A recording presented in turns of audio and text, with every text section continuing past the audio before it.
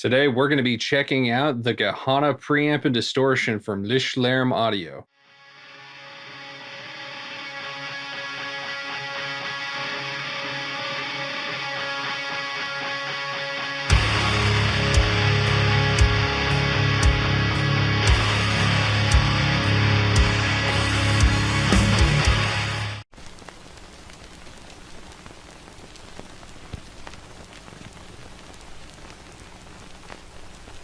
I've had some of these pedals on the channel before. They do great work.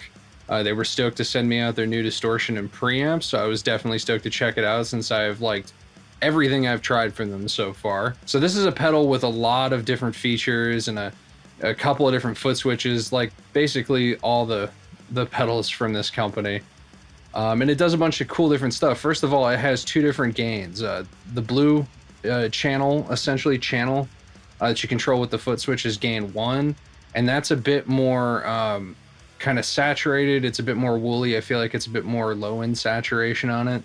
And then gain 2 is a little bit more modern. I feel like a little bit more upper end, kind of upper mid saturation and a little bit more dry. What's cool is it also has a cut control that does exactly what it says. It kind of cuts a little bit of the low end, makes it poke out a bit more, makes it a bit more aggressive. And then it has, of course, you have your bass, it has your treble. But then the mid-range is split up in an interesting way. Instead of just having an overall mid control, you have a low mid control and a high mid control. And that's great to have those independent because you want those upper mids, especially for that kind of pick attack, really kind of sharp cutting sound. And you don't so much want a lot of those low mids, especially around like 500 hertz. And I believe this is around 400 to 500, like around that area, 400 to 500 hertz is kind of where everything kind of sounds wooden. And it starts to sound like muddy, especially if it's saturated. So cutting there a bit can get a much more wide, clear, clean sounding distortion. So to have that ability just built into the pedal is a really good idea. Something else that's pretty cool is this also has depth and presence controls because this can be used as its own standalone preamp straight into like a power section or an IR, like cab loader, or straight into your DAW or something like that. So having the ability to control thickness is there with the depth control, just like it would be like a resonance control on an amplifier. And of course, having that presence control for the top end is paramount if you want to be able to use this as an actual preamp pedal. So having that feature, really good idea. Now, like I said, this can work just as good as a distortion pedal going to the clean channel of an amplifier. And basically you just set the pedals a little bit differently. I actually set these almost the same.